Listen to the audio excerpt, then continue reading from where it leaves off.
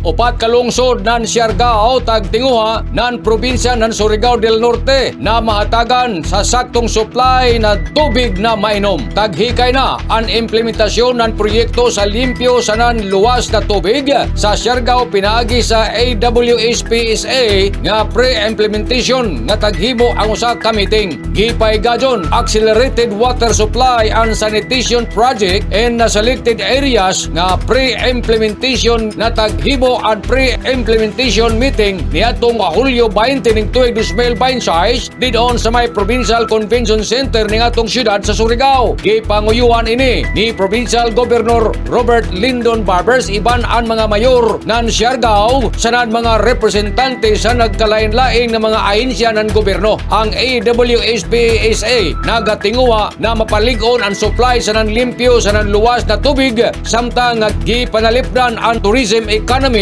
sa nan water resources sa mga munisipyo ng General Luna, Dapa, Santa Monica, sa nan Del Carmen. Ang pre-implementation meeting nagisgot sa kahimtang ng proyekto, mga plano sa nan mga sunod na lakang para sa implementasyon ng ini na mga proyekto. Isa sa mga bahin ng proyekto na ini amuan na technical assistance para sa Siargao Sewerage Water Resources and Energy Assessment. Isa ini ka $5.1 million na consultancy project na tag-target sugdan sa ikatuyo na quarter ng 2027. Lakip man sa plano ang pagtukod na napulog isa ka deep wells, 77 km na transmission line, 86 km ga distribution network, 49 ka localized storage nga tangke sanan isa ka centralized water quality laboratory sa ato dakbayan sa Surigao. Laong ni Governor Barbers ang proyekto makatabang sa pagpaligon sa public health system sanan sa pagpauswag